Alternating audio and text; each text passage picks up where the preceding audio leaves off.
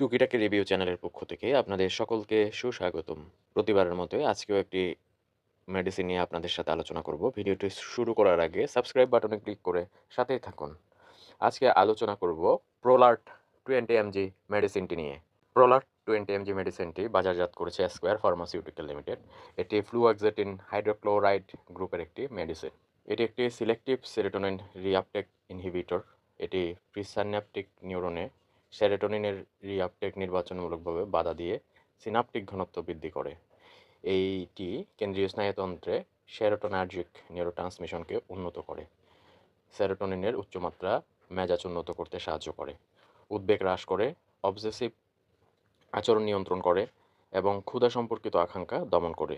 অতিরিক্ত মানসিক দুশ্চিন্তা, মানসিক চাপ এবং যাদের ভয় কাজ করে, আতঙ্কে থাকেন কিংবা পুরাতন কোনো ট্রমার কারণে কিংবা মানসিক আঘাতের কারণে এখন বিপর্যস্ত, তাদের জন্য প্রোলার ট্যাবলেটটি বিশেষভাবে ভূমিকা পালন করে। এছাড়াও যারা হতাশায় ভুগছেন কিংবা অনেক বেশি উদ্বিগ্ন বা অনেক বেশি নার্ভাসনেস কাজ করে, তাদের ক্ষেত্রে এই প্রোলার ট্যাবলেটটি বিশেষভাবে ভূমিকা পালন করে। ফ্লুঅক্সেটিন হাইড্রোক্লোরাইড মস্তিষ্কে সেরোটোনিনের পুনরায় গ্রহণকে বাধা দেয়। এটি সেরোটোনিনের মাত্রা বাড়ায়। এটি নিউরোট্রান্সমিটার যা মেজাজ নিয়ন্ত্রণের সাথে যুক্ত। সেরোটোনিনের প্রাপ্যতা বৃদ্ধি করে। ফ্লুঅক্সেটিন মেজাজ উন্নত করে এবং বিষণ্ণতা এবং উদ্বেগজনিত যে সমস্যা দেখা দেয় সেটি কমাতে ফ্লোরাট ক্যাপসুল দারুণ ভূমিকা পালন করে। ফ্লোরাট ক্যাপসুল কাজ করতে কতক্ষণ সময় লাগে? ফ্লুক্সেটিনের সম্পূর্ণ থেরাপিউটিক প্রভাব দেখাতে কয়েক সপ্তাহ সময় লাগতে পারে। লক্ষণগুলির প্রাথমিক উন্নতিগুলো ওষুধ শুরু করার 1 থেকে 2 সপ্তাহের মধ্যে লক্ষণ করা যেতে পারে, তবে সর্বোত্তম থেরাপিউটিক সুবিধাগুলো পেতে সাধারণত 4 থেকে 6 সপ্তাহ সময় লাগে।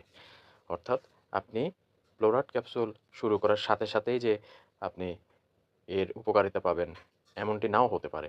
এটি অনেক রোগীর ক্ষেত্রে কাজ শুরু করতে একটু সময় নিতে পারে, যেটি আপনাদের কাছে আমি তুলে ধরলাম। খাওয়ার নিয়ম: ফ্লোরাট মূলত 20 মিলিগ্রাম একটি ট্যাবলেট মুখে 1 গ্লাস পানি দিয়ে খেতে হয় ভরা পেটে, কিন্তু ওষুধের মাত্রা অনুযায়ী এটি কম বেশি হতে পারে। ফ্লুক্সেটিনের মাত্রা চিকিৎসাকর অবস্থা এবং পৃথক রোগীর কারণে পৃথক পৃথক হতে পারে। যেমন মেজর ডিপ্রেসিভ ডিসঅর্ডারের জন্য প্রতিদিন একবার 20 মিলিগ্রাম, যা প্রতিক্রিয়া এবং সহনশীলতার উপর ভিত্তি করে প্রতিদিন 40 থেকে 60 মিলিগ্রাম পর্যন্ত সর্বোচ্চ খাওয়া যেতে পারে। অবসেসিভ থেকে বাধ্যতামূলক ব্যাধি: যাদের অবসেসিভ ডিসঅর্ডার রয়েছে তাদের ক্ষেত্রে দিনে একবার প্রতিদিন সর্বোচ্চ 60 মিলিগ্রাম খেতে পারবেন। বুলিমিয়া নার্ভোসার জন্য দিনে একবার 60 মিলিগ্রাম ট্যাবলেট খেতে হবে। প্যানিক ডিসঅর্ডারের জন্য প্রতিদিন একবার 10 মিলিগ্রাম, মাত্র 10 মিলিগ্রাম। সর্বোচ্চ যদি রোগীর প্রয়োজন হয় 40 মিলিগ্রাম পর্যন্ত সেবন করতে পারেন। লিভারের দুর্বলতা এবং অন্যান্য চিকিৎসা অবস্থায় রোগীদের জন্য মাত্রা সমন্বয় প্রয়োজন হতে পারে। সেজন্য চিকিৎসকের পরামর্শ অনুযায়ী সেবন করবেন। যাদের লিভারের দুর্বলতা রয়েছে মূলত তাদের জন্য। পার্শ্ব প্রতিক্রিয়া: দুশ্চিন্তা, স্নায়বিক দুর্বলতা, অনিদ্রা, তন্দ্রাচ্ছন্নতা এবং অবসন্নতা, মানসিক দুর্বলতা কিংবা শারীরিক দুর্বলতা দেখা দিতে পারে। তাছাড়া কাঁপুনি, ঘাম বের হওয়া, মাথা ঝিমঝিম করা এবং পরিপাকতন্ত্রের প্রতিক্রিয়াসমূহের মধ্যে ক্ষুধামন্দা, বমিভাব ও ডায়রিয়া অন্যতম। অন্যান্য পার্শ্ব প্রতিক্রিয়ার মধ্যে আছে: এই ধরনের পার্শ্ব প্রতিক্রিয়া দেখা দিলেই আপনি ওষুধটি বন্ধ করে দ্রুত চিকিৎসকের শরণাপন্ন হন। গর্ভকালীন ব্যবহার: গর্ভাবস্থায় এটি ব্যবহার উচিত নয়। মাতৃদুগ্ধে এর নিঃসরণ সম্বন্ধে কোনো তথ্য পাওয়া যায়নি। শিশুদের মধ্যে ব্যবহার: শিশুদের মধ্যে ফ্লুক্সেটিন ব্যবহার সুপারিশ করা হয়নি, কারণ নিরাপত্তা এবং কার্যকারিতা এখনও পর্যন্ত প্রতিষ্ঠিত হয়নি। সকল ওষুধ 30 ডিগ্রি সেলসিয়াস তাপমাত্রার নিচে রাখুন, শিশুদের নাগালের বাইরে রাখুন। পরবর্তী ভিডিও পেতে সাবস্ক্রাইব করে আমাদের ইউটিউব চ্যানেলের সঙ্গেই থাকুন। সকলকে ধন্যবাদ।